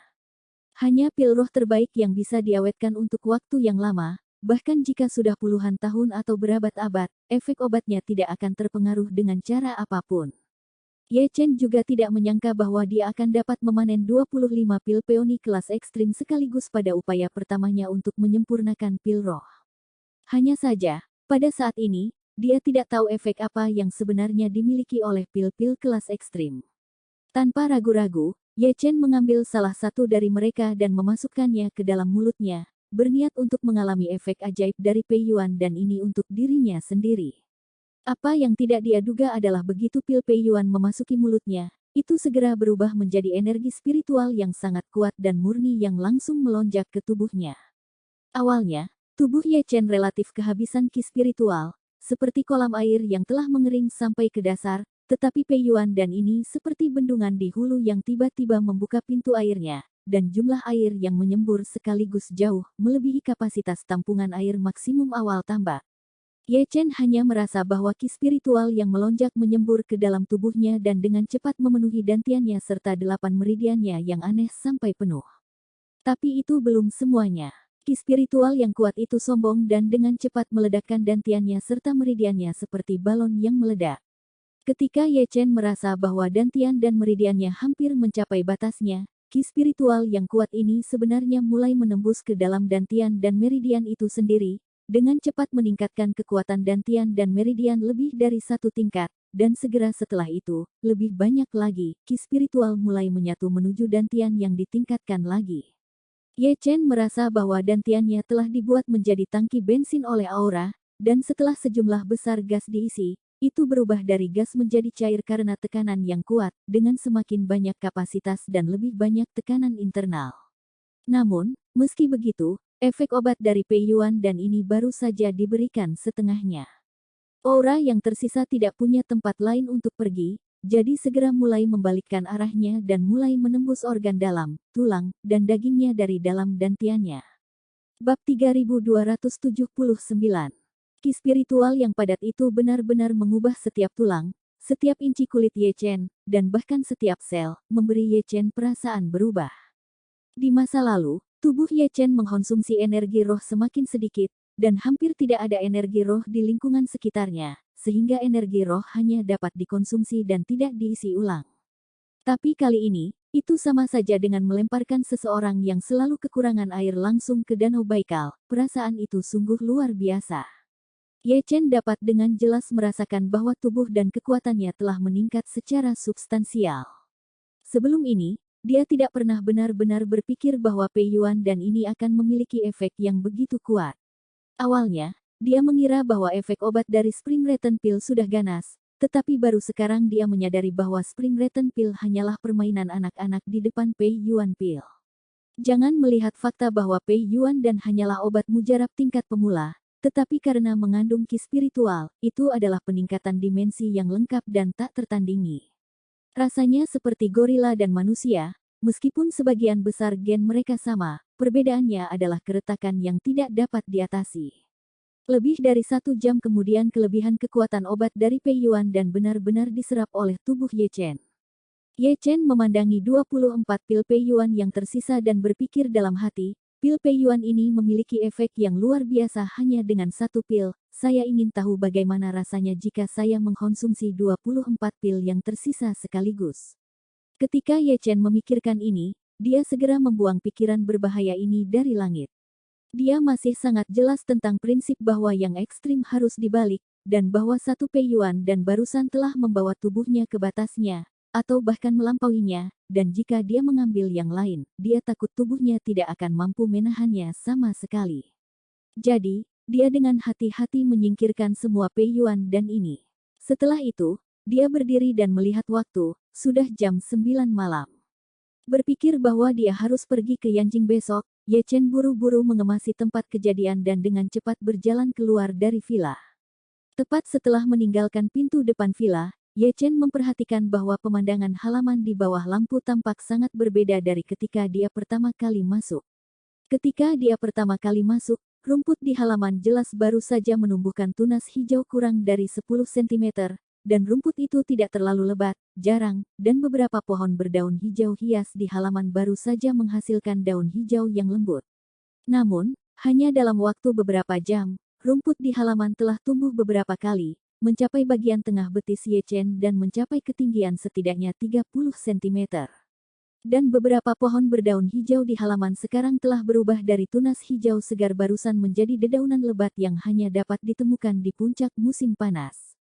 Hanya dalam beberapa jam, pemandangan di halaman telah melompat dari awal musim semi, langsung ke puncak musim panas, memberi Ye Chen perasaan berada di dunia yang berbeda, seolah-olah dia datang tidak hanya untuk beberapa jam, tetapi untuk beberapa bulan. Terkejut, Ye Chen tidak bisa menahan diri untuk tidak berjalan keluar dari villa dan melihat kedua sisi jalan gunung yang mendaki bukit. Pada saat itu, halaman dan pepohonan di bawah cahaya masih sama seperti di awal musim semi, sangat berbeda dari pemandangan di halaman. Ye Chen tidak bisa menahan diri untuk tidak mengerutkan kening, berpikir dalam hati, mengapa hanya tanaman di halamanku yang tumbuh lebih subur. Bingung, dia tiba-tiba teringat bagaimana ketika dia memurnikan pil Pei Yuan barusan, sejumlah besar ki spiritual pertama kali memenuhi seluruh villa, dan kemudian tersedot kembali oleh pusaran. Dia tidak bisa tidak berpikir, mungkinkah beberapa ki spiritual telah bocor dari villa ke halaman sekarang, dan itulah mengapa tanaman di halaman tiba-tiba tumbuh lebih subur. Kalau dipikir-pikir, itu satu-satunya kemungkinan. Bab 3280. Bagaimanapun, Energi spiritual adalah energi terbaik untuk segala sesuatu di dunia, dan memiliki efek yang kuat pada tanaman itu sendiri, jadi itu normal untuk beberapa energi spiritual meluap saat memenuhi seluruh villa barusan. Ye Chen yang asli masih memikirkan apakah akan berurusan dengan tanaman hijau yang terlalu lebat di halaman. Bagaimanapun juga, itu terlalu berbeda dari lingkungan luar, tetapi ketika Anda memikirkannya, itu tidak masalah. Lagi pula, tidak ada yang datang. Di sini, suhu di pegunungan relatif rendah, sehingga tanaman hijau tumbuh perlahan, tetapi ketika suhu naik setelah Qingming, tanaman akan memasuki tahap pertumbuhan gila, dan pada saat itu, saya pikir tidak akan ada yang jelas seperti itu, celah. Dalam perjalanan kembali ke kota, Ye Chen menelepon Chen Zekai. Begitu panggilan masuk, Chen Zekai bertanya dengan hormat, "Tuan muda, Anda menelepon saya pada jam selarut ini, apa yang ingin Anda pesan?" Ye Chen berkata, "Chen tua, atur penerbangan untukku, aku akan berangkat ke Yanjing besok pagi." "Bagus." Chen Zekai sibuk berkata, "Tuan muda, kalau begitu aku akan pergi denganmu besok, untuk acara yang sepenting ritual leluhur, kami para pelayan juga harus ada di sana." Ye Chen kemudian berkata, "Tidak masalah, kalau begitu kamu bisa mengatur segalanya untuk malam ini dan kita bisa pergi bersama besok." "Bagus." Chen Zekai setuju dan bertanya lagi, "Tuan muda, apakah ada hal lain yang perlu saya atur untuk Anda?" "Ya." Ye Chen berbicara, "Kamu dapat mengatur pesawat lain untuk lepas landas dari Jinling besok malam, lalu minta Hongwu membawa kedua orang yang kutinggalkan di peternakan anjing bersamanya. Ingat untuk memastikan untuk menutupi wajah mereka dan merahasiakannya, jangan biarkan siapapun tahu bahwa kedua orang ini telah tiba di Yanjing." Su Soudao Ye Chen yakin akan membawa mereka ke Yanjing karena pada hari Qingming, dia ingin Su Soudao berlutut di depan makam orang tuanya dan bertobat. Adapun Chen Zhonglei dari kuil Wanlong, Ye Chen juga harus membawa mereka bersamanya. Karena dia sudah menebak rencana Wanebreaker itu, jadi kali ini ketika dia pergi ke Yanjing, benar-benar tak terhindarkan bahwa dia harus bertemu dengan Wanebreaker, atau bahkan bertemu dengannya dalam pelukan, jadi membawa Chen Zhonglei pasti akan berguna dalam saat-saat kritis. Chen Zekai secara alami tahu siapa kedua orang ini yang dibicarakan Ye Chen, jadi dia bertanya dengan gugup, "Tuan muda, identitas kedua orang ini sangat sensitif, jadi Jinling baik-baik saja, tetapi ketika mereka tiba di Yanjing, pengaturan apa yang harus dilakukan?" "Kita membuat." Ye Chen berkata dengan acuh tak acuh, "Kamu tidak perlu terlalu khawatir tentang ini. Aku akan membiarkan keluarga He pergi bersama mereka besok, dan ketika kita tiba di Yanjing pada malam hari, biarkan keluarga He membawa mereka untuk menemukan tempat yang aman untuk menetap, diam-diam dulu." Chen Zekai tidak bisa menahan diri untuk tidak berkata, "Tuan muda, Aula 10.000 naga takut banyak ahli berada di Yanjing, apakah keluarga He dapat berhasil?"